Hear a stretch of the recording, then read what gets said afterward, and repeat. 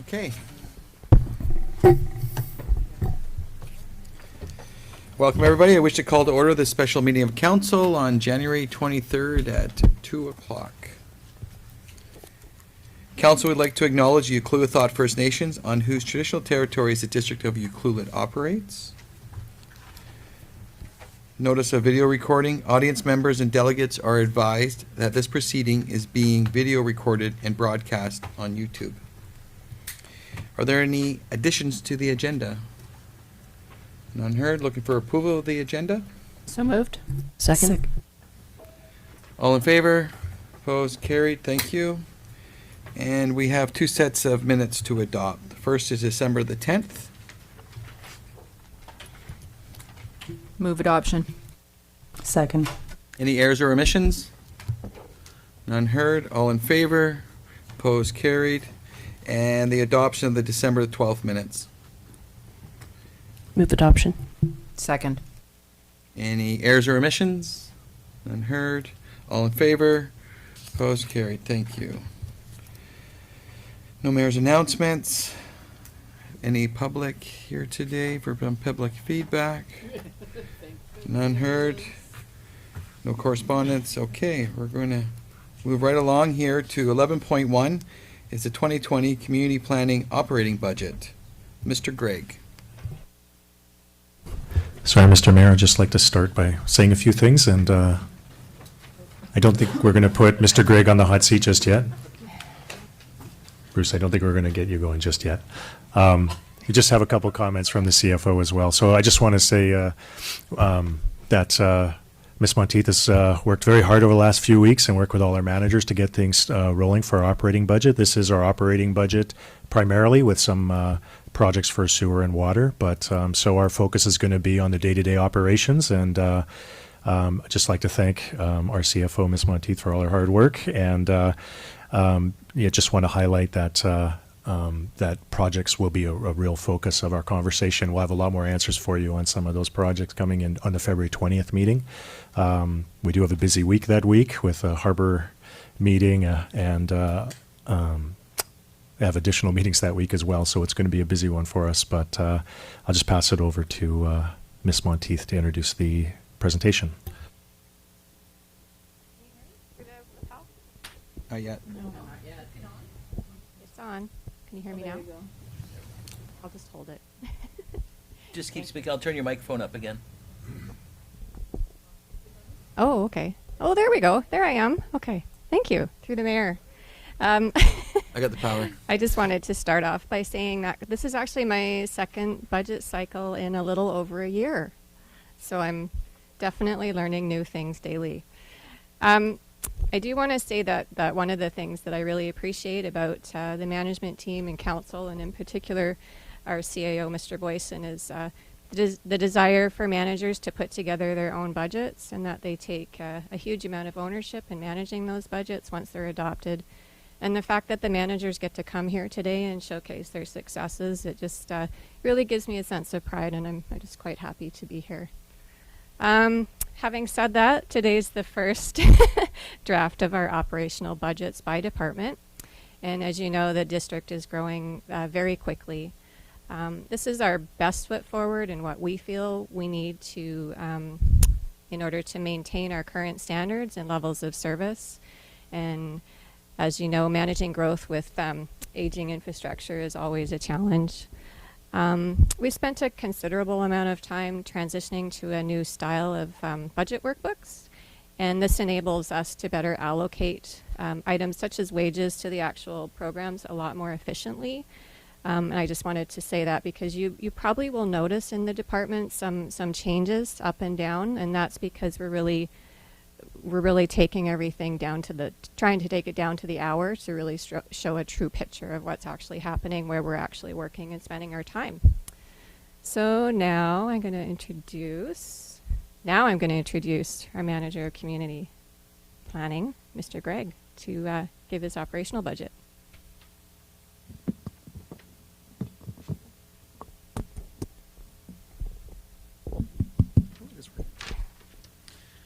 Thank you.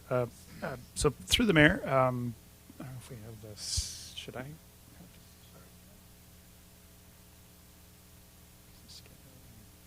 here we are. So we're moderately busy in the planning department. No, it was been a very active year, both in terms of sort of demands on the department, as well as revenues. And for our budget, one of the things that I was looking at was about a third of the core costs of our budget are covered by revenues. That they're, the two departments really with planning, where it's the user fees or the building permit application fees, or the rezoning fees, all those application fees amount to about a third of the total core operating. So it's not full cost recovery, and that never is in a municipality. But sort of that and recreation are sort of the two, I think, probably largest sort of user fee areas. And we're conservative in our projections for that. We collected $57,000 more than we had projected for 2019 in user fees, which is a significant bump. You never want to raise it right up to that because the economy changes or something changes and you don't want to be caught short. So we have in our projections raised moderately, I think $7,500 we're showing additional revenue, so still a fair cushion there. So that was sort of the user phase I wanted to note. Some of the other sort of, the priorities obviously for the department are housing, getting the OCP adopted, getting on top of some of the bylaw updates, and we have a sort of schedule and a work plan for working through those. We have a fairly significant bubble of, and you'll see in the slide here, the non-capital projects for 2020.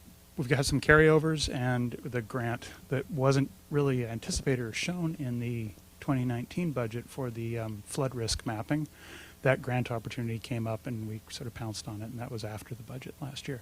So that's a $150,000 project. The timing of that's begun.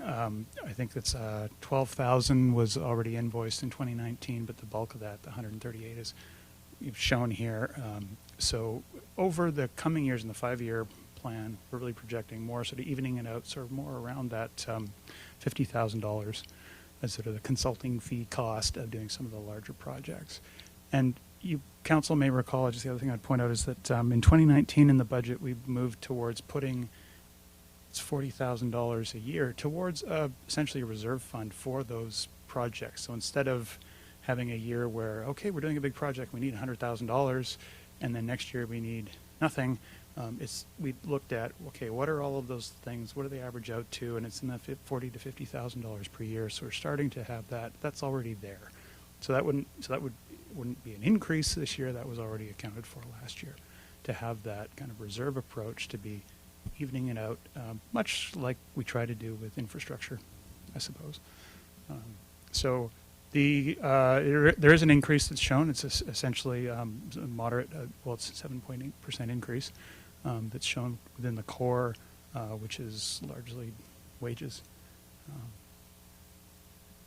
I'm not sure what else there is to describe, because that is primarily our we don't typically have within the planning department. It's not capital intensive. It's essentially the core of wages and costs for just operating the department, and then it's more in the sort of special projects, I guess. But today we're focused on the core.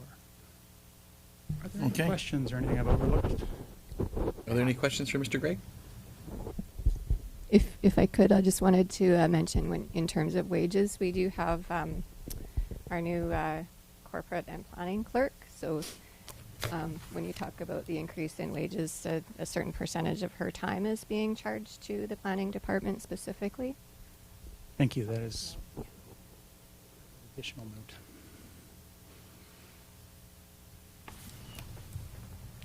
No questions? There you go. I think you're done, Mr. Gregg. Here you go. Good. Okay, so while our new fire chief is getting up to the podium,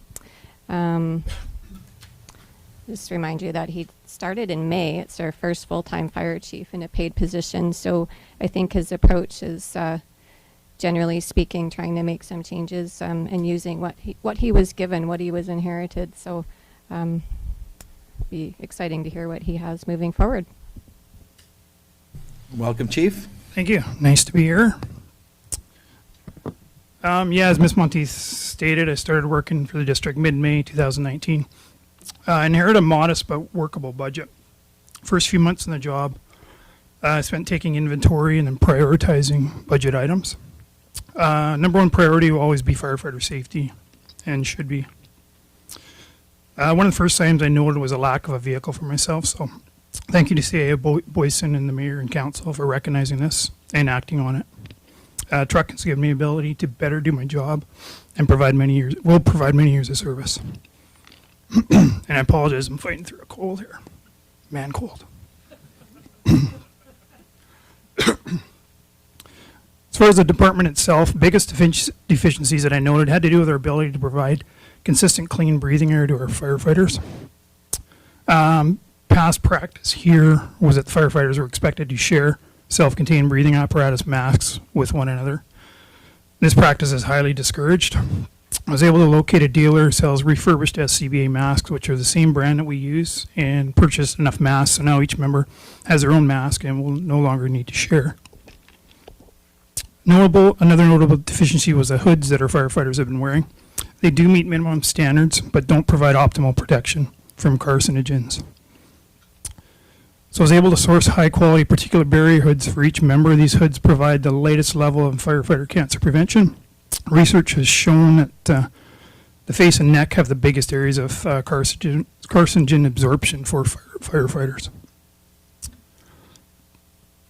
We had been relying on Subtitle Adventures to refill our SCBA bottles. I was able to purchase a bottle filling compressor using reimbursement funds received from Kennedy Lake oil spill cleanup. That was all within the budget from 2019. I was able to get in there. For 2020, continue to maintain a modest budget. In the long term, no increases will need to be made in order to support our ability to thrive, mainly in the areas of apparatus, gear, equipment, and of course, big purchase eventually will be a fire hall.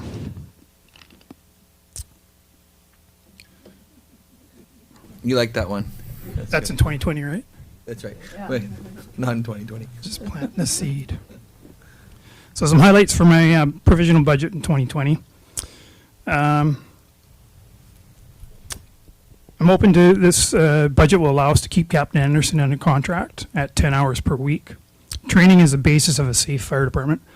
Captain Anderson currently dedicates approximately 30 plus hours per week to the betterment of the fire department. And I'm looking at compensating him for 10 hours per week. 2020 budget will allow the purchase of 3 sets of turnout gear for firefighters. Turnout gear must be replaced every 10 years, so it's on a very strict time frame. So it will allow an increase to the district's contribution to the Firefighters Association. It would go from $8,400 to $10,000. And a new program I'm hoping to start is provide a stipend to each member. The stipend will be based on their firefighters' rank, their level of training, and attendance at practices. And this should help with firefighter recruitment and retention. Hoping to put $10,000 towards a vehicle reserve account. And this is a modest start, but in the long run, we'll need to contribute more. And then to do with emergency management in general, I haven't requested any increases for 2020.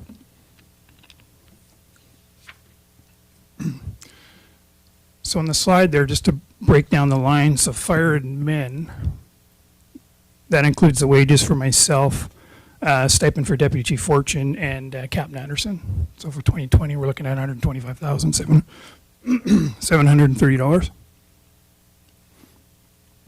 The training and retention includes the firefighter stipends as well as training expenses. Training is a big part of any fire department's budget, so and I'm thankfully inherited quite a nice, healthy training budget last year. So fire operations, $107,000. That's basically everything else, so including office supplies, gear, pagers, radios, fleet expenses, those types of things. And then the emergency services budget is everything to do with the EOC, emergency social services. And I will gladly take any questions. Councillor Hemps? Through the mayor, can you explain to me the jump for fire operations and what that includes? I can. Have a sec.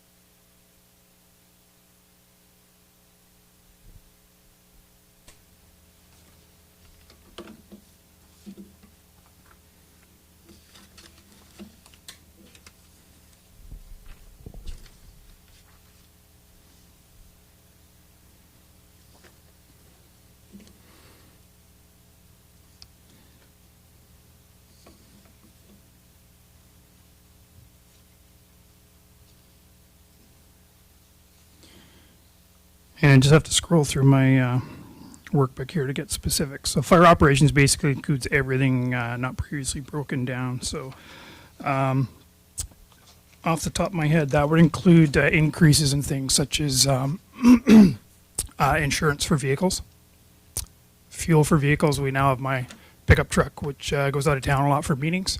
So I believe I built in 2% per year for each of those expenses, as well as ongoing increases in prices of gear, such as firefighter boots and things like that, helmets. I can get you more specifics if you need. Is that in your fire operations budget? That would be capital, but there'd be $12,000, I believe, to capital.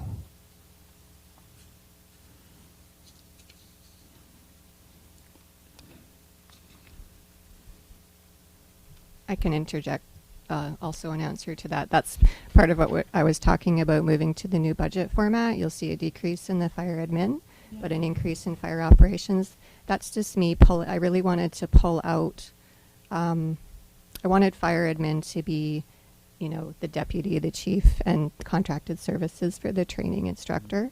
And all of fire operations is the rest of it, whether it's facilities or equipment or the gear that they need required to do their job. So it's kind of just flipped. That answers my question then. It was. Thank you. Councillor Cole? So the member stipends total $15,000. Is that but what is that per person? How is that calculation made? I can tell you. So that is based on firefighter training, experience, and rank. So basically, that $15,000 would be based on every firefighter in the department making it to every single practice of the year, which most likely is not reality. So recruit unqualified firefighter would work out, they would get about $8 per practice they attend. So at the end of the year, they would get a check for roughly $400 if they attended every single practice. Is there an amount accounted in there for new recruits? Yes, there is. Yeah. And then it goes up to qualified interior firefighters and then our officers. So a lieutenant, for instance, would get $1,000 flat rate per year. We expect a lot more of our officers, so it goes up quite a bit from there. Captain will get $2,000 a year. And then deputy chief's stipend is built into the budget. I believe it's $6,800 for the year, something like that. 72. Yeah. Okay. I had the same question. Other than that, I think it's pretty cut and dry. So thanks, Chief. Oh, sorry, Councillor Hoare. This is just my curiosity factor. You said the turnout gear needs to be replaced every 10 years. So is there like a rotation? So it's about 3 a year that need to be replaced, give or take? That's correct. Yeah, we base it on the amount of members in the fire department. So yeah, so I've budgeted for 3 more sets next year. And then what we do with the old gear is we hang on to it as long as it's serviceable, and we'll use it for the new recruits. And that way we're not investing $3,000 in a brand new set of custom firefighting gear for a new recruit until they've proven themselves. And until they're qualified to actually go into a fire, they don't need that gear that's less than 10 years old. It's only if you're going inside a fire that the gear has to be less than 10 years old. And just since you're before us and we're zipping through it, can you just give us an update on how your new recruits are doing? Because I know you had a bunch of them last year. Do you still have a lot of them? Yeah, so we've got 3 people actually. Just the FOBs are actually they've gained access to the fire hall now, so that's a big step for them, and that's based on time served, their 6-month probation, but also having met certain educational goals. Big one being firefighter safety, communications, PP. Those are the basics you need to be able to respond to any call. So we've got 3 new members, 3 of the newer members that are now at that level. So that's Firefighter Good, Firefighter Gray, and Firefighter McCurry. I've also got a few applications that we're going through, and hopefully with the intent of starting a new recruit class of 4 members April 1st. So that would bring us up to around 24 firefighters, 25 counting myself, which is a nice, good, healthy number. Wonderful. Okay, thanks for that. Any other questions? Okay, well, thank you, Chief. Thank you.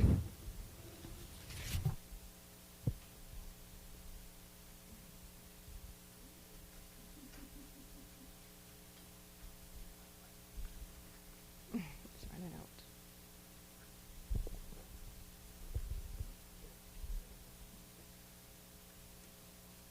I'll make a motion to recess. Second.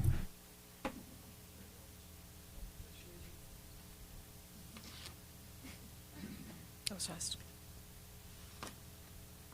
Okay, thank you, guys. Okay. Okay, we good to get back together? Okay. And then Councillor Cole's been out of town too often here already. She's up on the processes. Okay, well, welcome, Ms. Fortune. Hello. Welcome. Thank you. I just have to adjust it because I am the short one of the group. And can we get the next slide, please? Oh, this is the new one. I haven't even seen it. And the pointer is... See, this is what happens when there? Oh, there we go. Okay. Thank you. We've had a very, very successful year. Lots of projects completed, some new staff. We've done a lot of reassessing. I think it's been a very solid year for the Parks and Recreation Department, and as we move forward into new structuring for 2020 and beyond. So I'm very pleased with how this year's past has gone and where we're looking at for the future. You will notice, as Ms. Monteith was talking about earlier, that there is definitely some shuffling around, and one of the things that we've done in the last year is the Parks and Recreation Department has a new registration program, and then of course we're using the new workbook, the new 360 workbook, so there's been a lot of shuffling, and I do feel that this is a far truer picture of what we're actually dealing with in the staffing end of things. So just to start at the very top, see how, there you go, with the Parks Admin. There is a slight increase, and that's primarily to do with the staffing that we are proposing for this year, as you guys are well aware of. So we'll have some upgrades with Parks Foreman, seasonal positioning, summer staff. So primarily the difference between the two is the staffing end of things. Parks Open Spaces is basically everything else. It also, just so you're aware, it includes a carryover of $29,700 for non-operational projects. And for example, one of the non-operational projects is I had put some funding aside last year for a wayfinding project. We're matching it again this year, so we'll actually be able to do the wayfinding path project in 2020. The other sort of smaller bumps are we now have a proper training budget for parks, which we haven't had in the past, proper PPE, which we've been biting out of Warren's budget over the years, so now we've got a proper budgeting. So again, a lot of what you're seeing in front of you is just properly allocating funding to the appropriate areas. The contracted services did go up a little bit, approximately $10,000 this year, and that was for working with the BMX project. More pruning, pruning endangered trees has become a bit of a buzzword for me lately, so we're dealing with a lot of that and just trying to appropriately get ahead of that. Porta potties are up a little bit, and the cell phones are now appropriately put to that specific budget item. With the cell phones, we don't use radios with the park staff. We use a push-to-talk cell phone, what do you call it, piece of equipment, and it tends to work quite well. So we're pleased with that. It helps with the dead spaces. So that's kind of the parks end. Before I go on to rec, does anybody have any questions on the parks end?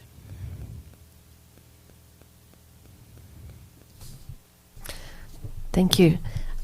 Through the mayor, the wayfinding project, is that on the Wild Pacific Trail with the exact coordinates that will be listed on the benches? It could take that into play. Mostly it's going to be looking at an overall project plan for the area, so pathways. So one of the things we're looking at is small signage that is going to push you around town to different locations, over to the UCC, back to the harbor, that end of things, so that tourism can pick up on that end of it. I have looked at that for the Wild Pacific Trail project, as you're aware, and we have budgeted a little bit of funds for that project as well. Is there funds from that coming from Tourism Ucluelet for that? No. No. Councillor Hoare, do you have anything? No. I don't know if it's in here, but we did talk about perhaps some storage space and stuff off the building here. Is that in the realm, or is that something down the road here?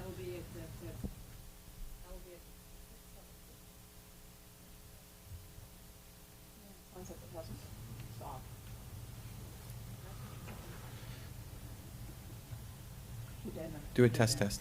Hey, Dan.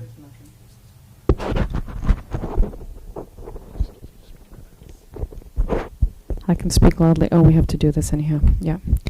All right. I'll see what I can do to get that fixed. I'm sorry. No, that's right. The question was regarding, we talked about storage and Yes. facilities, if you want to get into that. Yeah, that's actually not in the operational. It will be in the project. And yes, we do have, that is a big part of, you'll be seeing another step for me when it comes to the February 20th meeting. So yes. Okay, thank you. No. Through the mayor. Do we have in that, the beautification for open spaces, parks, etc., anything that resembles hanging baskets or Christmas lights or some things that when you drive through other communities, you see there is all this? It was mentioned to me several times by the community of why we don't have any Christmas things, and we put little flags up for Yuki Days, and that's about the extent of it. Is there anything that we're looking forward to here that we've thought of that's in anywhere that I don't know? Yes, absolutely. One of the things we are looking at is with part of our public realm projects is we're looking at Peninsula Street, and we will be looking at the whole beautification as well. That will be a part of the overall project. So that's not necessarily going to be all completed by 2020. But all our facilities currently have hanging baskets in the summertime. We do have a $5,000 budget through actually the Public Works budget, believe it or not, for Christmas lights. And so one of the things I will be doing next year is purchasing commercial grade. And what we're hoping to do is just continually upgrade them as we go along.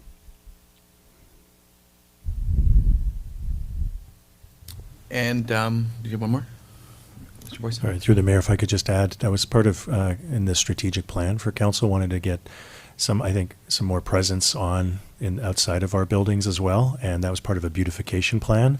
We didn't schedule that, though, until later in the term, but it is on the list of things to try to come up more plans for beautification. That was a part of it, was during seasonal decorations would be a part of that as well. It's just, there's some budget for Misfortune to work with each year to add to our lights, but it's we don't have the amount right now currently budgeted to expand to make a large spread of lights a splash across Peninsula Road at this time.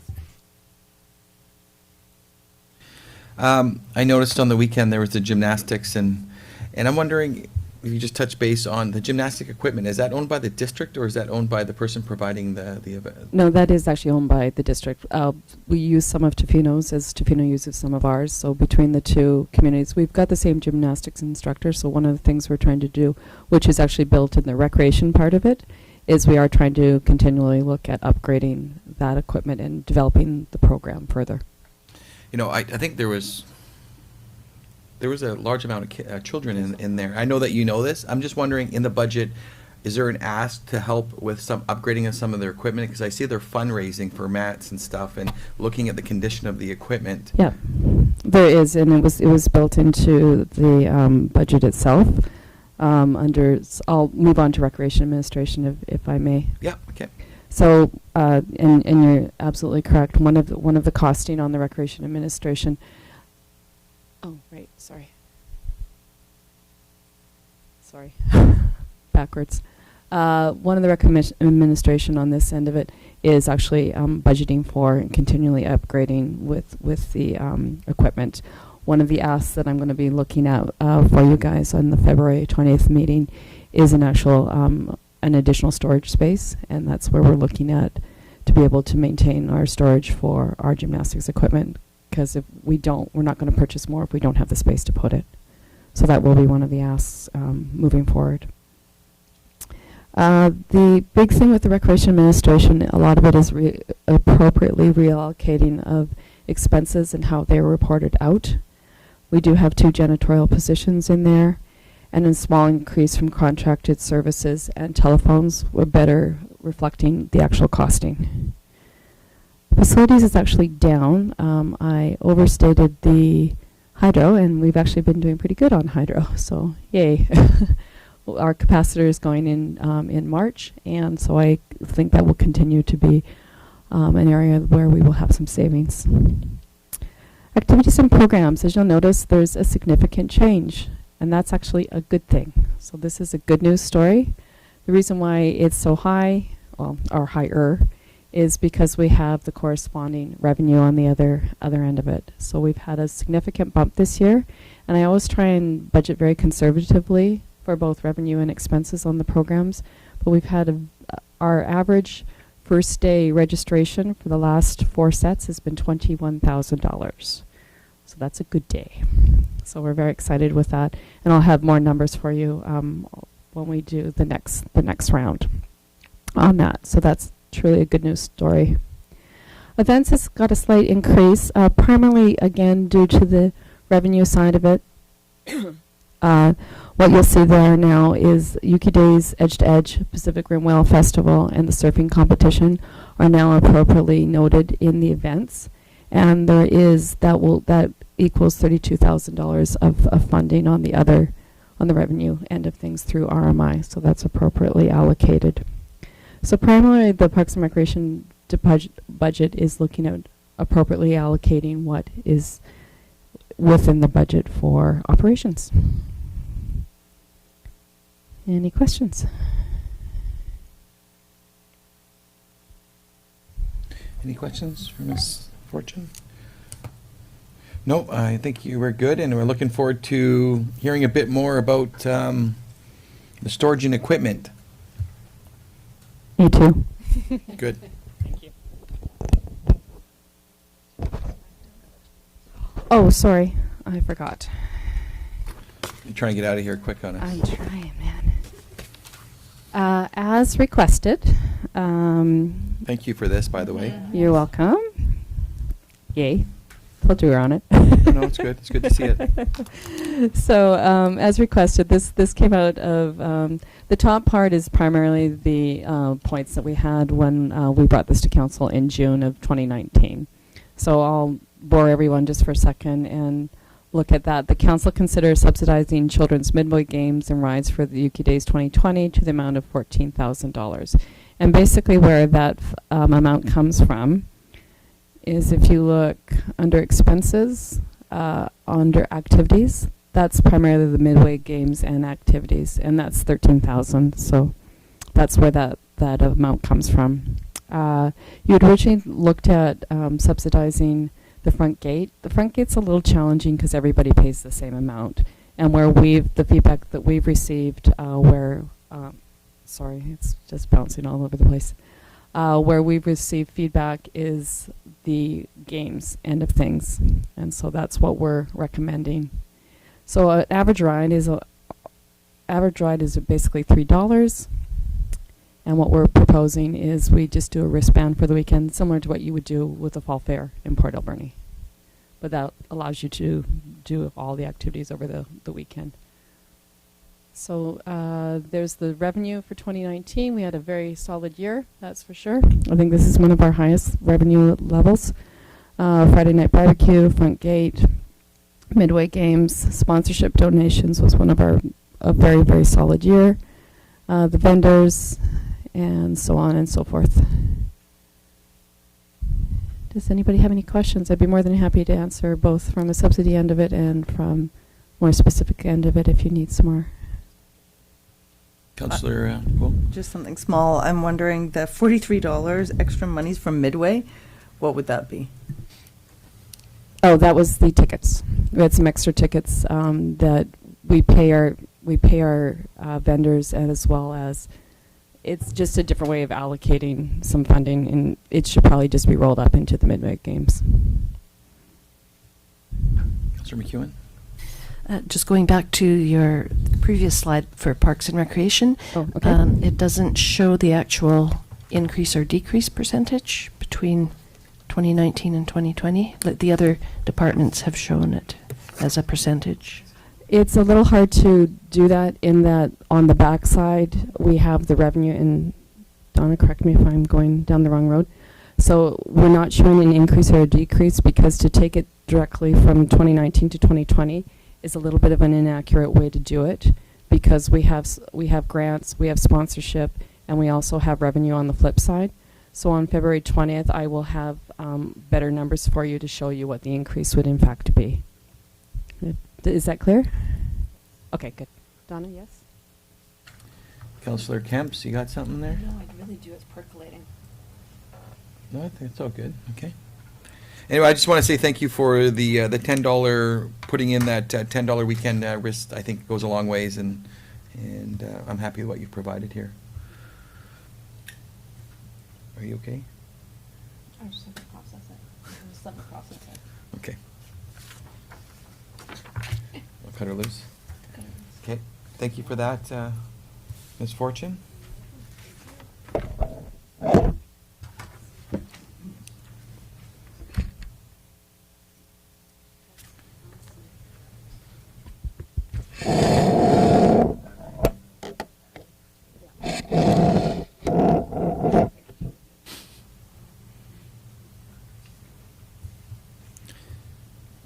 Did you guys want to change that? Oh, you're changing the battery, okay.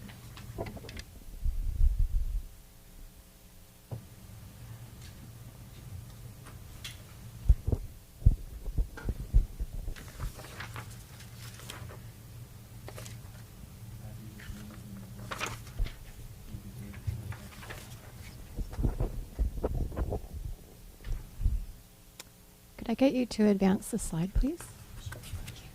Oh, sorry. Apparently we have the thing. Oh, there we go. Oh, look, it's me. Okay, I'll just sit here then. So here's my very lonely line of finance, my 2019 and 2020 very lonely line. But within that line, we have, it's our fiscal responsibilities. So it's things like our audit expenses, all of our insurance for the district, any loan payments that we have, things like that, and of course some wages for some of the finance staff. You will see a significant decrease between 2019 and 2020. That again goes back to just taking the time to really think about where people are putting in the time to work.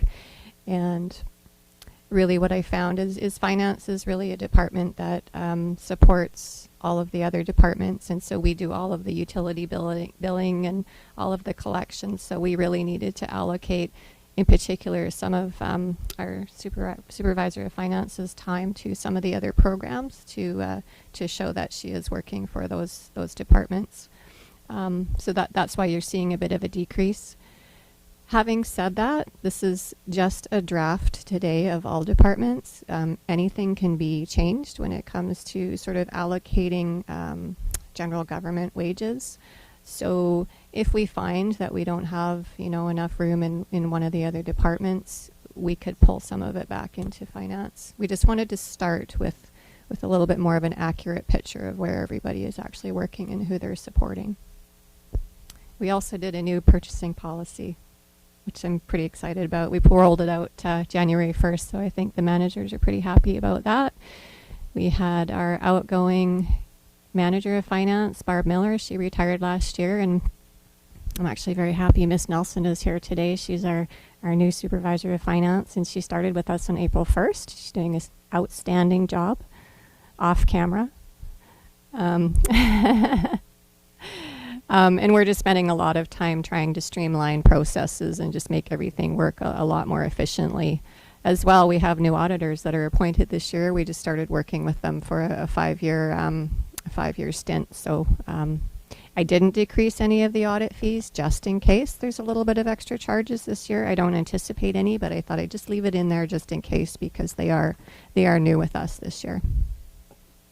Any questions? Any questions? None heard. Okay. Okay, moving along. Are we going up? Mr. Rotenberg, Manager of Corporate Services, taking the podium.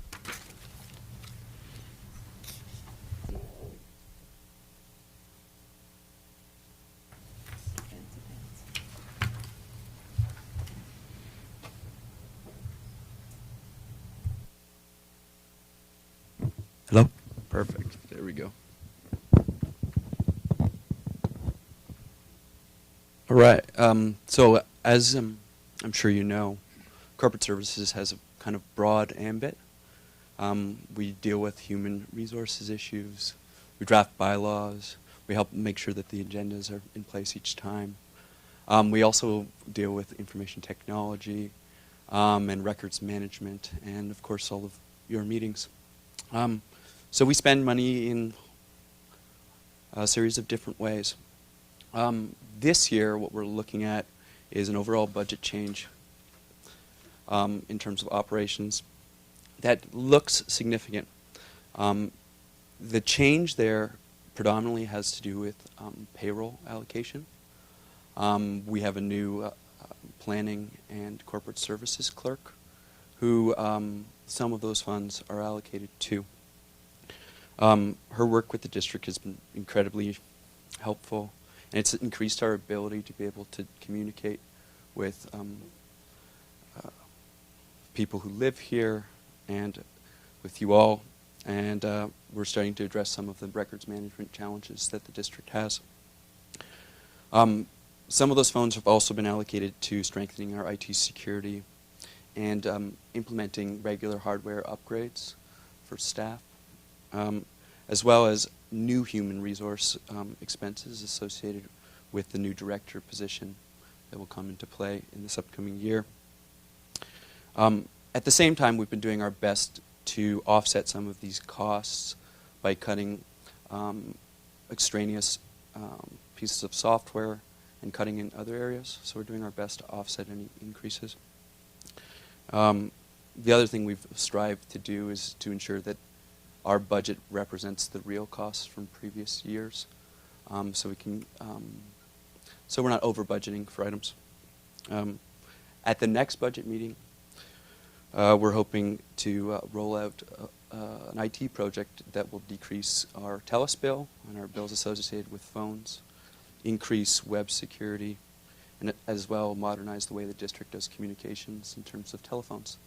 So we're looking forward to that, and we'll have a clearer picture of that for you then. I can now move forward to the council stuff, unless you guys have any questions. We'll have a couple questions for you. Sure. Councillor McEwen? Thank you. Could you let us know how the records management updating is going, please? Yeah, so our plan for 2020 is to tackle the challenge one area at a time. So Nicole and I have been working on my office now, which has some old records in it, and we're doing our best to apply our records retention schedule to those existing records and eliminate any copies or transient documents in the process. We've now moved on to, if you've spent any time in our office, into the server room where there are private documents. We've consolidated what we have there and also eliminated any extraneous documents. Our next stage is the challenge of our basement, which we will be addressing as we can. I expect that that project will be undertaken during the summer when there's fewer council meetings and more time to take a close look. And the other hope is that we get some substantial training for Nicole, myself, and the rest of our staff, so we very much understand our responsibilities as a district to retaining records and understand what can go and what can stay. One of the other IT implications that we've been discussing is moving away from a basic server and moving to a cloud-based server, which allows staff to work on the same document at the same time and communicate with each other in a different way. Thank you. Any other questions there? Just a quick questions. So obviously, so you said all IT, all Julian's work is underneath this umbrella.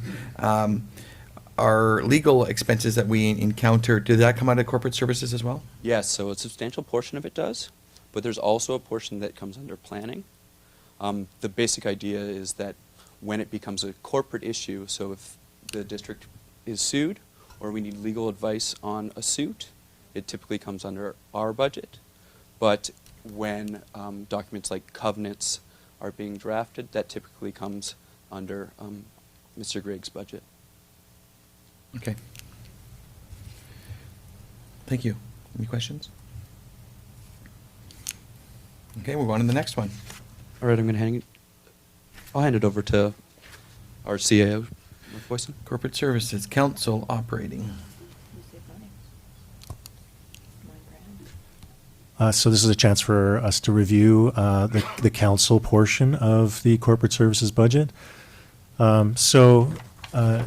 We've got all the numbers laid out there for you, and I guess just some of the key things to point out, which I think council will be happy to hear about, is just the initiative to move forward on reducing and at least adjusting the philosophy behind engagement with committees in the community and the overall cost. So this is a very responsible step by council about for some cost savings. So it's reduced the costs in salaries through the per diems that council would receive in 2019 by $9,000.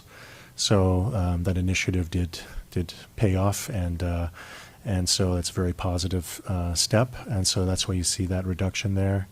And just the other one's a small note about elections. It's just there's $10,000 was set aside for Kennedy Lake referendum, just in case we were anticipating that. So that money does carry over into surplus for the budget year. So we're not allocating any funds for an election this year. So otherwise, things in general are the same. Council contributions reduced slightly just because the funds that were needed for 2019 didn't quite get up to that amount, so we thought we could make a small reduction there. And generally, for the most part, everything else has stayed similar. So happy to answer any questions that you have. Any questions from the councillors? Councillor Kemp? I see that for 2019, the grants and aid, I know we're talking about that at a later date, but just something to think about. Is that something that we need to look at making a little bit larger in the next couple of years? Just conferring with my CFO here, we thought it would be useful to have information about the applicants that have come in. So it's over $40,000 of requests that have come in. So it's up to council if there's any direction about consideration for that. We are still early in the budget process, so there's some flexibility there if you want to determine that, but just to give you a sense of where things are going in those applications. When is our grants and aid evening? It's on February 21st. Okay. February Okay, 19th. it's on the radar. That was one of those meetings I was mentioning during that busy week, is Harbor Grants and Aids, and then our next budget meeting as well, is sort of 3 days in a row there in February. I just want, do you have something else? I just want to verify that the total here is this an addition with the previous page here? This is, our corporate services has $1 million budget, is that correct? Like, all in all, the previous page we had a total of 754 for 2020's proposed. Yeah. And I want to make sure that, is this council part included in that, or is this an addition? No, this is additional. Okay. Okay. I think for me, on the corporate services, a couple of those, if you don't mind, perhaps just sending us a little bit of a breakdown so we can just read it on our own, just so we know exactly about some of those breakdowns would be my request. Through the mayor, is this an appropriate time to bring up negotiations possibly with the ACRD and voting rights for Area C moving forward, something that we haven't delved into before? Is this where the money would come from, and when could we talk about that? Through the mayor, I think it's probably very early to be doing that, because I think the first step is in a regular council meeting for us to a request that we want for the ACRD to review that, for us to be a part of that process. And then negotiations would begin. It's actually a negotiated number, so we wouldn't be able to estimate. I think it would be dependent on how much area that we're interested in being a part of. So it'd be a little early, but we could start to initiate that process in regular council meetings, and we could bring that up as a topic at our next council meeting and be able to move it forward as part of that could get into the budget discussion in time as a before we get to our, like, say, for example, our March meeting. We might be able to have an idea of where that number could be. I'm not sure the ACRD would be able to process it that quickly, but we could do our part to get the process started. Awesome. So we could add that to the next agenda, whatever the next step is that we need to do. Yeah, it's something that we could add to the next agenda for sure, and our council, when a councillor can bring it up for a discussion, and we can take some steps from there for a request for staff to start to move the process forward. You can work with Joseph and get that onto the next agenda, and we'll get that conversation, and then we can make a motion and give them some direction. So thanks for bringing that up. Councillor McEwen? Through the mayor, Mr. Boyson, can you elaborate on that decrease in council contributions? You said that the contributions that were budgeted for didn't quite come up to, it was 5,000 short or so. In what area was that?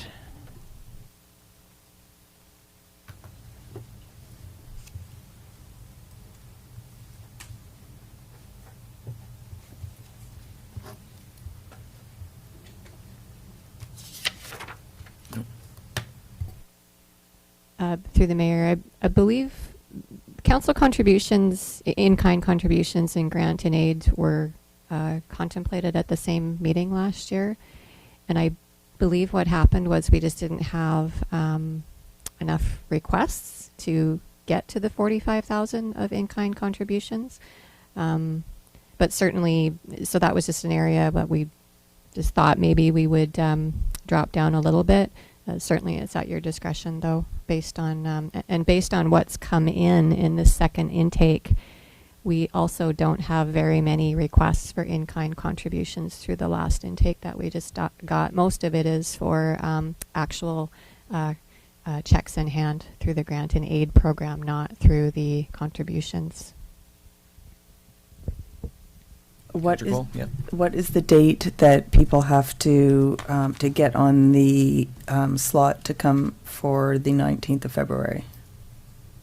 To submit the their- application process already ended on December the 15th. And then they will be invited to come and present for about 5 minutes on the 19th. And then council discusses it on the 20th of February. Okay.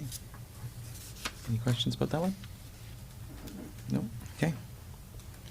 Thank you. Alrighty, Public Works.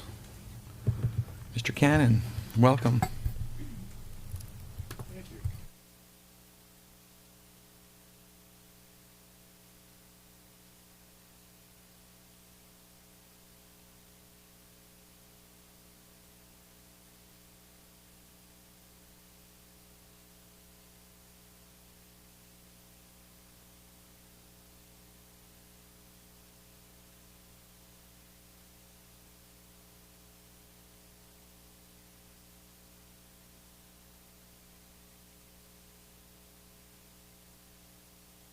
That better? Okay. Branches on the road, stuff like that. Crews, of course, we had hired on a laborer.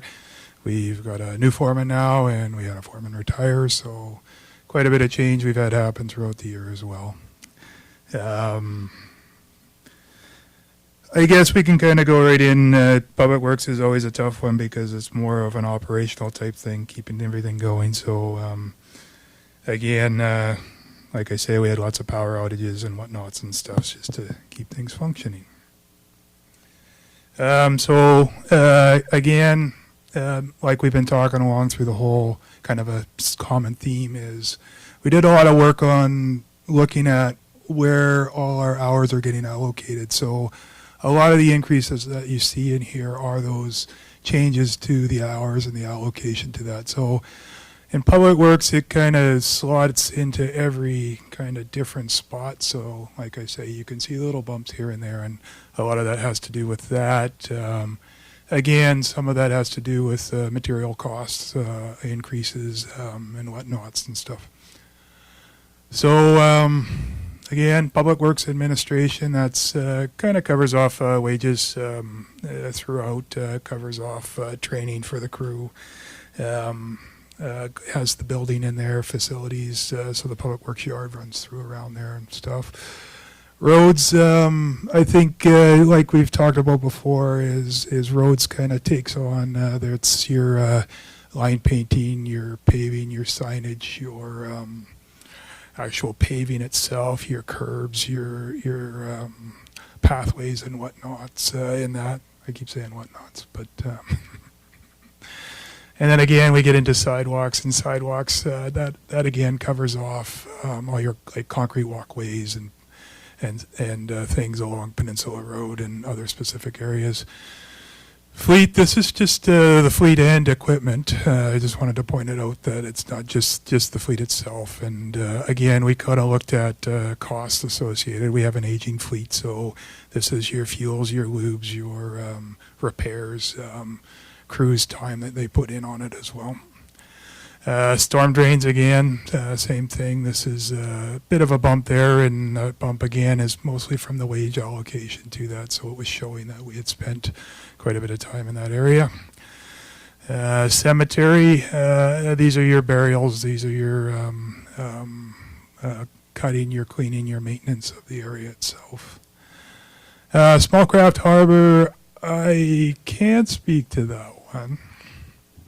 So I'll be able to speak to that particular item. So not a lot of change in that budget. So the operating budget for that is very steady. Not a lot we need to change from year to year. So our harbor master, we have a process in place where if there's things that need to be done for that budget for maintenance and bills that need to be paid, that it's quite consistent. We have a steady approach to it. I think there's some opportunities maybe for a little bit of savings here or there, but we keep the budget very similar. And you'll be seeing quite a few proposed projects that's already been discussed as a part of the Harbor Authority discussions.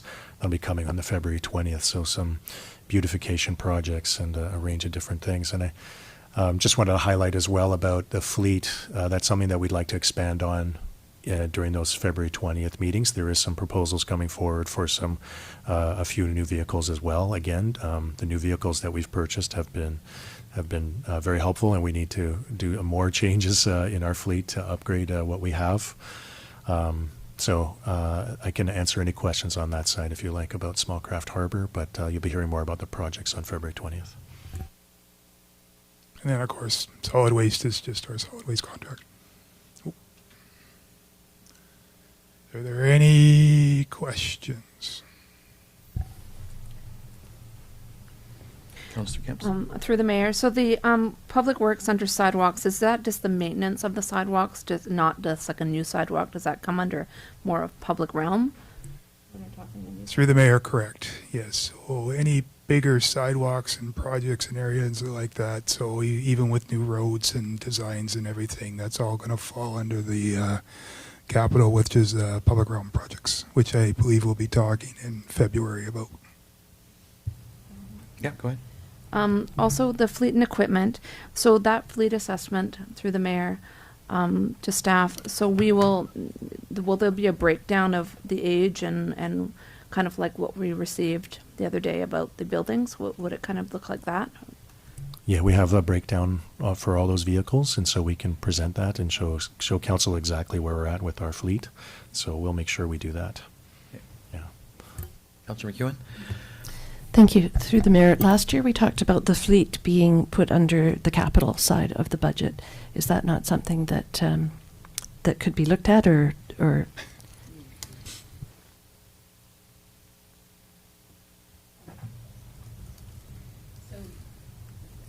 So the amounts that you see under fleet and equipment on this particular slide, the 90,000, that's the amount of money to operate. So it's fuels and lubes, repairs, inspections, that kind of thing. Whereas the capital side is when you actually purchase the vehicle. So February 20th we'll be coming in with a plan to purchase hopefully a couple or a few new vehicles under one umbrella. That's a capital project, and then we would start depreciating those through the capital program. But you still have to have in your operation budget, you still have to have insurance and fuels and that kind of thing to run them. You're welcome. Remind me, you'll probably if I'm wrong. Last year, didn't we budgeted for a couple of vehicles, and there was supposed to be another one for Public Works. Wasn't there some bucket of truck or something? That's correct. Yes. Where are we at with that? Truck should be here in the next couple of months. So Okay, it's so and that's a 2019 item that was in that budget, correct? It was. We've accrued that expense for the year out of the reserve fund. It was ordered in December, and the other new purchase was earlier in 2019. That was a pickup truck for parks. Perfect. That's a new purchase then, your truck that you've ordered? Or is that a good used truck? New bucket truck. Bucket truck's a new truck. Did bring up last year, I don't know if it's going to be in the budget there with the new assets you're buying. Are you building shelters to protect them? The vehicles? Yes, sir. No, we haven't gotten as far as the vehicles and for shelters, because the overall picture would be looking at the facilities themselves. That's what we'd be looking at, is that facility assessment will tell which facilities will be an upgrade and where Okay. we're going. I just, again, just a friendly reminder that as you're buying these expensive pieces of equipment that have electronics, living on the West Coast, I think you're well aware that the shelf life minimizes. So as you're adding to your fleet, just please keep in mind that you're going to need some shelters there. Otherwise, you're going to have a very short shelf life on these trucks. Anything else, anybody? Okay. Yeah, Mr. Boyson, sorry. Just one quick thing, which haven't had a chance to talk with Mr. Gannon about yet, but the solid waste, I believe that was related to the spring cleanup. So that was one topic that I think we should bring back. So as you see these items you're bringing up and requesting for more information, we'll do a follow-up session, I think, at the beginning of our next budget meeting to answer all these questions for you, make sure we have all your questions answered. I think one of those things I wanted to do as a part of that meeting was talk about the spring cleanup. And just there was quite a additional cost this year, and I think there's a lot of aspects to consider about the viability of it from year to year. Yep. And how that's going to work. So I'll bring that forward for our next meeting as well. Perfect. Alrighty. Okay, we'll get you off to Public Works Water. Okay. Before you start, I just want to make sure that Public Works Water, that comes from fees of service, correct? That's not coming from the general revenue? It's fees for service and a parcel tax only, but not municipal, the big municipal Right, tax okay, line. thank you. Okay, so water again, another busy year keeping up the water. We've actually done quite well with our water, just with the improvements over the last couple of years. So our capital improvement that we did down on Cedar Road, the interconnection station, we've seen a decrease as far as volumes going through. However, with the accounting and the change in that accounting itself and a new position for 2020, you'll see some of those increases that'll happen within here. So the accounting kind of, again, like we had talked about, there's a water bill, like there's utility charges and whatnot, which go through finance. So that incorporated some of this increases that you see here. So. Okay, well, water admin, again, I think we just talked about the water admin. Distribution, of course, we run 2 pump stations provide the water, so again, there's all your pipes and hydrants and valves and meters and everything that falls around in there. Treatment, again, that's your chlorination, your UV disinfection, your instrumentation, analyzers and whatnot, so keeping up with those, keeping those up to date, and annual calibrations and stuff. New in here is fleet. One of the things that we've been recognizing is charging fleet to the services that they're doing. So a lot of the trucks are utilized for water, and also you'll see this again in the sewer side next. And then the non-capital, this was our water conservation. So we've done some work with the co-op on the low flushing toilets, and then we'll be looking at education through here. Any questions? When it comes to, through the mayor, when it comes to a filter, if we were going to look at it, getting a filter for our water, where would that go? Where would that go under in the budget? We have a good summary for you coming up in our projects portion of the presentation. You'll have to wait not too long. I just have one more question. Yeah, go ahead. When it comes to fleet, because of, I understand that someone goes out and checks all the water stations. But where we are right now in regards to computerization, is there a way that we could actually check all of our water stations, like from one area?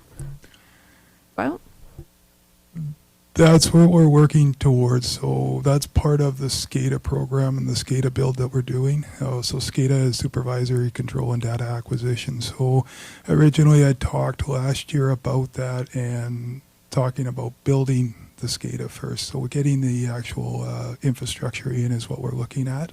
Once that's in there, it'll give us that ability to take that data and report that data back. So once we can get those programs up and in, and then we get them functioning, you'll start to see a decrease with the travel going out to those areas. Where are you at with the SCADA system install? We are at, we have it at the 2 water stations. However, it's just part of that's just talking back and forth right now, and it's just giving us more like a control, telling us if the pumps are on or everything. So data will start to come out of that. So once we kind of build up that data, we'll get to get the reporting going down. So it'll take a little bit of time to kind of balance that out. Go ahead. So between the general, the water, and the sewer, there's somewhere like $155,000 increase in the admin portions, if you combine them. I'm wondering if that is just simply the director position split up, wage and benefits increases, and maybe that accounting software. Would that be easy to say that that's the case? You're exactly right. Yep. I'm going to get back on the SCADA for a second, because this is a conversation that I've heard for 5 years. I'm just wondering, on the new Bay Street, the one that you just upgraded recently, is there SCADA installed in that? Correct. Yes. So it's being used? It's being used now. So that Yeah. would be a prime example where an employee of yours doesn't have to stop there? Employee will not have to start there once we can get the reporting data. So hopefully in 2020, we'll start to get the reporting data working. Okay. I would just strongly encourage you that it would be nice to see the SCADA actually being used, because if we wait a little bit longer, that the software will need an upgrade and it'll be another cost. So The software is actually included in the budget itself. So there is an upgrade that has to happen with the software on an annual basis. So Sure. that's accounted for already, so that it's always kept up with current software. with our green initiatives and stuff like that, less people driving around and doing other things. So I just really want, I've heard it I know that you're working towards it. It would be nice to see that to actually get to the point where it's live and functional and usable for you, so. Yep. Anything else? So thank you, Mr. Cannon, on the sewer. And moving along. Sewer. Water. Well, that was, sorry, I thought we were ahead of myself. So again, like we had talked about, the increases. Sewer, same thing. Admin, you'll see the biggest increase in the. Oops, You're doing it too. Okay. you got it. Okay. So again, the biggest increase there is, of course, the new director's position there. Accounting, you'll see a bit of the shuffle in as far as the wages are the most on the increases as those. We're looking at sewer admin, again, wages, sewer collection, that's all your blockages and repairs and connections and connection points. Sewer distribution, those are your pump stations, so they're your floats, your stations themselves, your breakdowns and whatnot. Treatment, that would be the lagoon system, so there's reporting and government, federal and provincial reporting that has to happen there. Fleet's our new one. That we've added in, which we've already talked about. And then projects in here, we're looking towards, this is the sewer master plan and then a storm master plan that'll go through.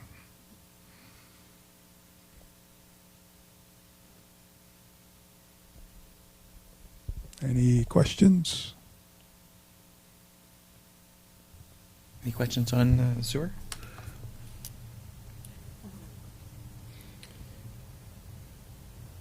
My questions are probably more on the project end, so I think we're good on that one. Okay. And Public Works 2020 projects. Here we go.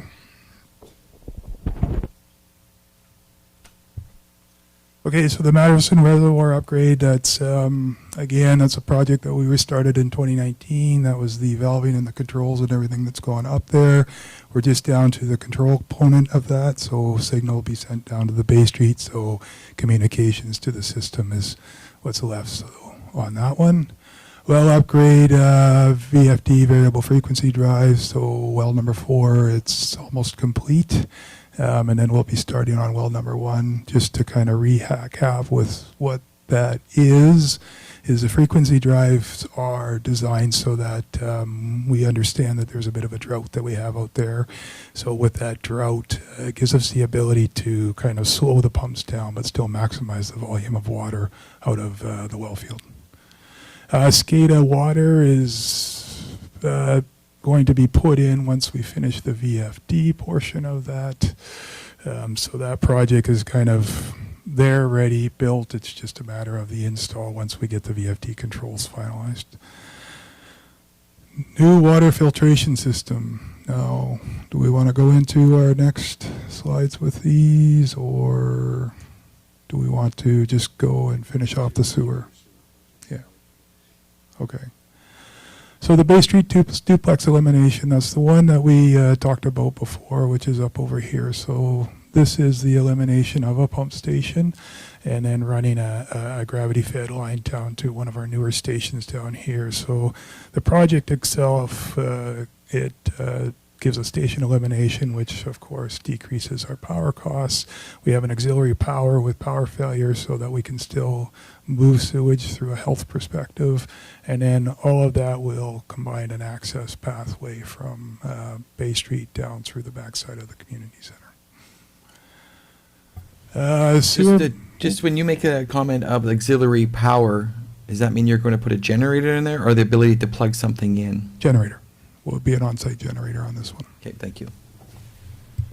Sewer master plan, it actually shows up in the slide before. So again, we're sitting at a 50% there of the plan itself, so it's a carryover, and then you'll see the storm master plan will follow that one. The lagoon is still hanging around here, isn't it? Sorry, it's a personal joke. Anyhow, the funding that you see there, that's just to finalize the lagoon itself. So those are working pads and kind of a bit of a cleanup. So we're anticipating that will be finalized and finished that one in March here. Just to sort of maybe talk a little bit more about that lagoon project. It's been quite a project. I mean, it started off, of course, with a leak. So we've gone from a leak to kind of looking at that whole area. We found that it wasn't just a leak in one spot. There was a few different areas that we had to do. So in the process of doing that, we were in the repair portion of it. We started to look at different design towards it. Liners went in. In order to achieve that, getting the liners in, we had to get permission from the feds and the province to be able to bypass the system. So a new force main was put in at the time, and then what we did with the force main design is we've designed it so that if there is a future improvement, which treatment type system has to go, it gives us that ability to utilize that new force main and tie into a treatment system and then still utilize the lagoon system itself. We extended 2 cells, so hopefully this isn't boring everybody. We extended the 2 cells into 1 cells, and then we created baffles because what happens is you get short circuiting if you have a direct flow. So we were able to redirect the flow so we get kind of containment so that it stays within the system long enough. So there was baffles put in on the one side, baffles put on the other side. Of course, all of this trying to keep in timing with our discharge permit because we had a cutoff date until we could no longer discharge. We had a monitoring program that we had to put in on the discharging before we could discharge and after we discharged. We added in SCADA controls, so it's never actually had controls down there. So the SCADA rooms, variable frequency drives again went in for efficiency, phase monitors as well. And then ultimately we're down to, like I say, the cleanup portion of it. 2 new flow meters have gone in, so it gives us that data reporting for federal and provincial requirements. And a fence. So we were able to fit the fence in down there as well. saying this so it's all recorded, so I'm on camera and everybody can see it. What's that? Yes, I have promised a tour, and I will definitely extend that out to mayor and council and take you down there, because it actually is pretty impressive. And one of the things that unfortunately Public Works is, we don't show off some of the stuff that we're doing, which isn't the greatest thing, but the stuff is great that we're doing. So, and SCADA controls is a carryover. Just basically, it would be the control mechanism for down here. So let's get back to that $8 million.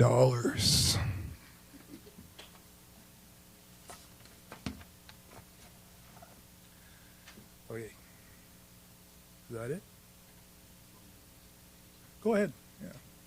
So I'll just introduce this to council, because carrying over some of the discussions I was having with you about Kennedy Lake and where things left off with Kennedy Lake. So we were unsuccessful in our grant application. It was an ambitious project that we were proposing, but there was a lot of things going on at the time regarding potential growth in our town. And I think we've seen that although planning is very busy, we haven't had the immediate concerns for water supply. And I think what we looked at now following the not getting the grant application is an alternative plan here that Mr. Cannon has put together, and working with our CFO as well, who has a strong water background. We come together with a proposal, and so I'll let Mr. Cannon speak to it, but I think this would again involve a funding application. It's not as an expensive as a project as the Kennedy Lake one would be, but it also addresses filtration as well, which is a historical issue in town. So. All right. So yes, filtration. So one of the things, again, like Mr. Poison has talked about, is Kennedy Lake. We took Kennedy Lake to a spot that we're in good shape, as we know that it's potable, drinkable water. We know it was identified in our water master plan as a source for not only Ucluelet, but actually the region. And then we know what kind of the fish, like what the actual treatment plant would look like and what kind of costs associated to operating it. So that brings us back to looking at our systems and what we can do in the next 10 to 15 years to maximize what we have and keep on with the community growth and the growth that we've already are going to experience with the new developments that happened in 2007. So one of the things is Bay Street does not have the filtration. So right now it's turbidity. It's called turbidity dependent. What turbidity is it's just kind of dirt grit in the water. So from a health perspective, removing that, it gives us the ability to utilize and maximize our licenses down there. We hold 5 licenses on the the Mercantile Creek, where Bay Street is the system that would be the one that would treat it right now. So right now it receives UV and disinfection, but we're only allowed to use that water when it hits the turbidity level to a certain degree. So once it gets past 1 NTU, the system has to shut down. So again, what we're looking at down there, first year would be a filtration system so we can maximize that source, which will then give us more capacity. Second phase of that, again, would be filtration out at the well field. So from a health, I think there's testing that we do all the time. So with the raw water that we test out there, we get a pretty good idea. Now, health changes parameters every so often. And one of the parameters that changed was the manganese. So we've always known that we've had manganese. We've talked about it over the years with you guys about the manganese. It's always hit a aesthetic objective, which means it's there. It can hit elevated portions, but again, it's not a health risk. So now they've put a max on that. So again, with that max, we're going to have to look at manganese removal, which again would be filtration. And then the third thing that we're looking at through the grant is a third reservoir. So right now we've been able, with the chamber that we put in here, it's allowed that water, or that tank is now a distribution type tank when it was always fire protection alone. With a third reservoir, it gives us extra protection, which is one of the things that was identified in our master plan as we were short of. So again, the benefits, all the projects result in an increase in capacity, water quality improvements to meet and exceed new health guidelines, and fire system capacity improvements.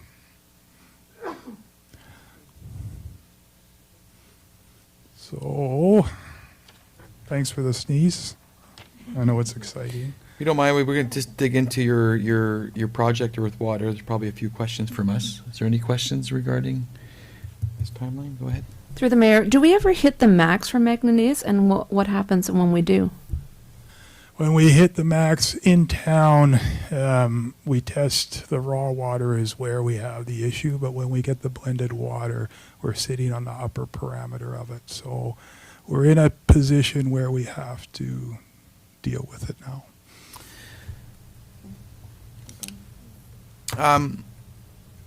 I like the 1, 2, 3. I just don't like the time schedule. I think for myself, I don't think there's anyone in the community that would debate the fact that whether it's a health risk or not. I think the fact that there's turbidity and there's stuff that we know that's in there right now, and I would personally like to see if we know, and it totally makes sense on your Bay Street with your treatment, getting it in there. I think that's the easiest one for you to start off with, and that will give you more capacity by using that, accessing. I should know the creek, sorry. Mercantile Creek, and then you'd be able to turn that on and make it more usable. So I agree with that. I personally would like to see that more of a 2021, if not sooner, item. And the filtration in the well site, again, we know there's a problem out there. Pushing that off 2023, 2024. There's a possibility of an election in there and things change, and I just want to put that topic with the rest of the group here. If that should perhaps be expedited a little bit. Mr. Boyson?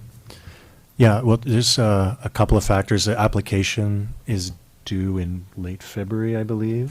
February 26th. Sorry, February 26th. It's right there. And so the timing for that, we did take a while to hear back. So there could be some timing, but the 2021 is like 2021, 2022, it would be the starting point of it. But for us what we can do as Mr. Cannon and myself is look at the options of accelerating the well field implementation.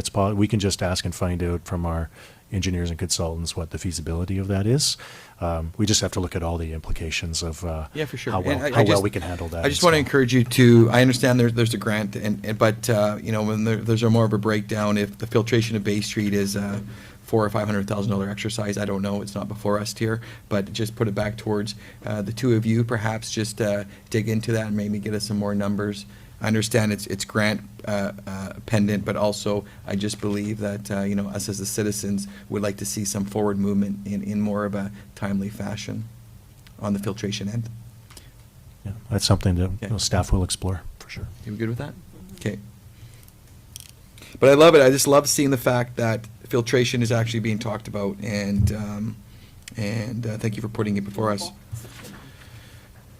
Okay, so this kind of circles back to our last slide. I know that this year we had Waterworth was in front of you guys to get you a better understanding. So what we've done here is a lot of work went into the Waterworth. So we've taken kind of everything that we're doing from an operational standpoint to a vehicle. Our vehicles are in there as well, but this is also the capital projects. So not only is it our filtrations that's in there, our reservoirs that are in there, it also extends a little bit further to other projects that we had within it with the Water Master Plan.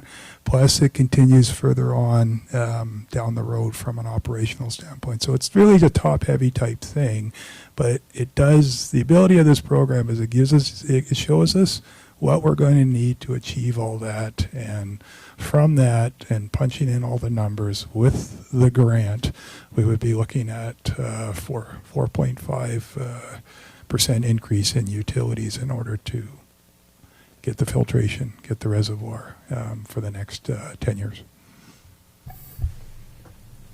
Oop, sorry. And so some of that is explained in the previous slide as well. So just about how we would fund the project. So And just to highlight on the third sub-bullet there for the funding is about the typical homeowner water bill and what the estimates would be by 2024. So, the majority of homes are non-metered, and they're the ones that are the $300. It's trimester, $100 Right. every, and that's so it's for $74 additional per home over 5 years is quite a reasonable increase to have that filtration and capacity increase. I think that Waterworth program really gives our staff, our CFO, a lot of comfort. It lays out really all the components of what funding a water system will take, and we were going to look at expanding this out. Originally, we showed you going out to the Kennedy Lake down the road in 20 years, but realistically, I think for council to focus on these next 10 years to see that we can give ourselves the capacity need and that water quality as well heading into 2030, and then things will change by the time we get to 2030. Realities might be different about growth and priorities as well. Lara just said she'd be 60 then. So. 29. She'll be 29. I don't know why it just came to my head. Why did you say it? Wow. I think we're all okay. We're very comfortable with the fact that things are going to cost a bit more, especially come to water. But filtration is a big one, and I think that you would probably love to see the community talk about something different. So I just want to encourage you to come up with filtration options that are a bit quicker in the near future, like the next 18 months or sooner. Would be my hope. And the last one, which is probably not on there, which is a whole another can of worms, is the fact is, if you were to do water upgrades to filtration, what kind of upgrades would you have to do with some of your water lines in the community? Would that be another report?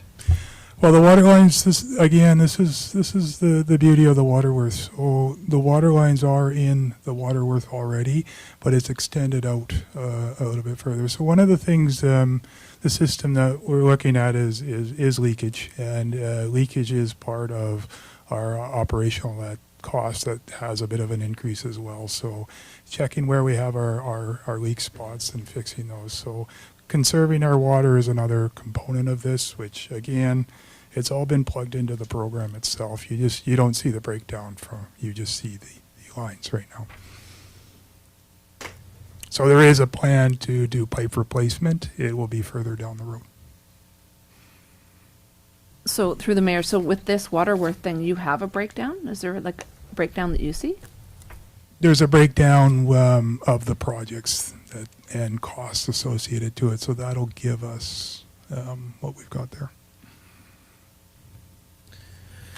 Any other questions on that one? I have something that's not directly just for It's okay. It's in general. Go ahead, go for it.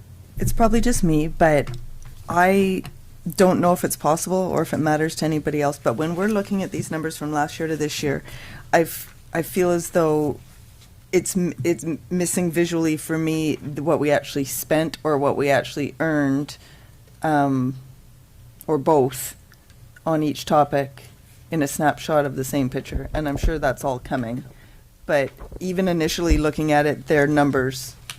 Of course, they're numbers. Does anybody know what I'm saying? Yeah, no, I get it. Breakdown, I totally get it. Yeah. Miss Monte. Yeah, go ahead. Through the mayor.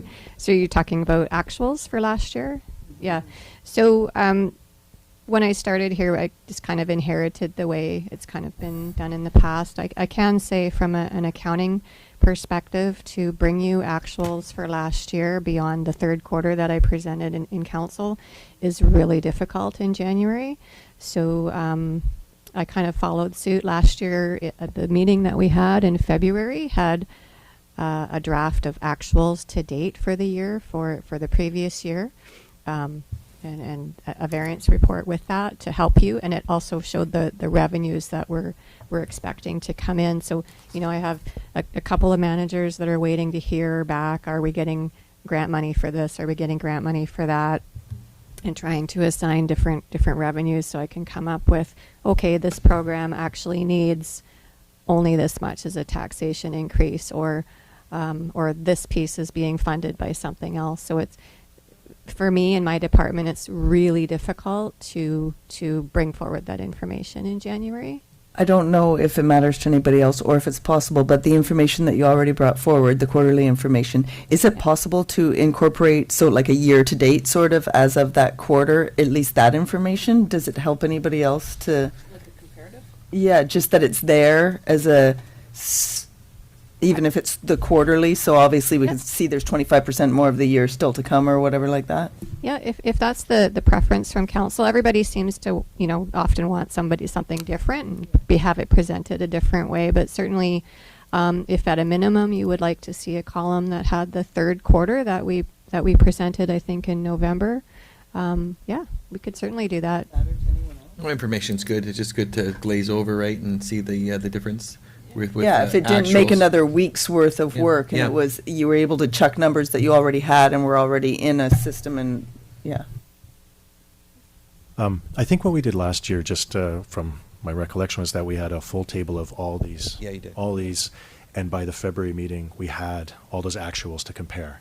So we would be able to provide that at the February meeting, just so we could do that as part of the follow-up, answering your questions from this meeting at the February meeting, is also to have that page that summarizes all of them, and you can get to see it all, because this is not approval today that we're requesting. So there's chance for us to revisit, and we, of course, have to consider the projects as well. So we can include that as part of, so you have you'll have really a big picture of all the operating, including that summary at the next meeting as well. So. As long as we haven't lost critical time, that's going to make it more of a crunch if we wanted to tweak things, because now we have the full picture and I just don't want to put yeah, I'm fine, yeah. And certainly through the mayor, I feel that the more accurate picture is the February meeting. This meeting is more, for me, it's more about putting our best foot forward to say this is what we think we need to move forward. What do you think? And then we kind of have to go back and rejig numbers. So if something comes from this meeting that you're saying you want to do, or a new project, or clean this up or that up, we go back and we rework everything when we come back in February and build it into that. Or if you say to me, I don't like that idea at all, take it out, we go make some cuts before we come back in February. Okay, and again, also a reminder, the schedule that we have is just it's a schedule.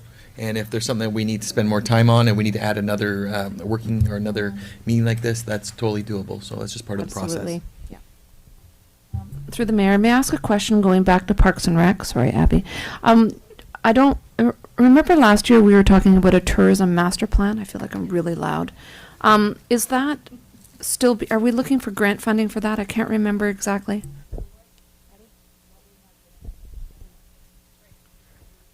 I can sit down, right? Good.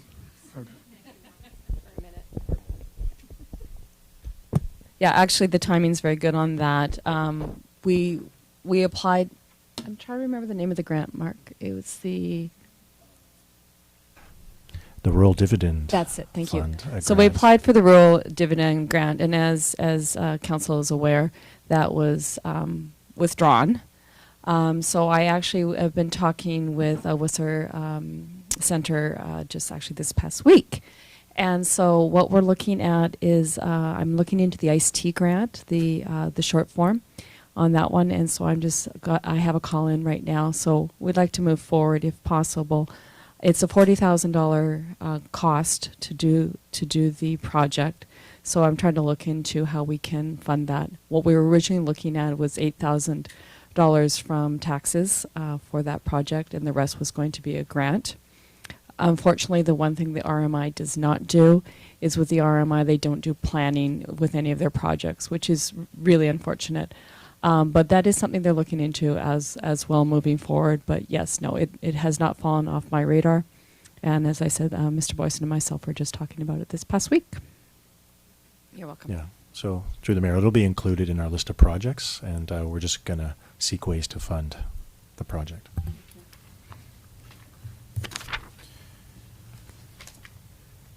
Okay, any other questions regarding that? Well, thank you for that information. We'll move along into any other business. No? Question period. Anybody from the audience have any questions from today? No? You? Okay. And And procedural motion to move in camera that the meeting be closed to the public in order to address agenda items under section 91F of the Community Charter. So moved. Second. All in favor? Opposed, carried. Thank you. We're going to in camera. We'll take a quick little recess and then do our in camera portion.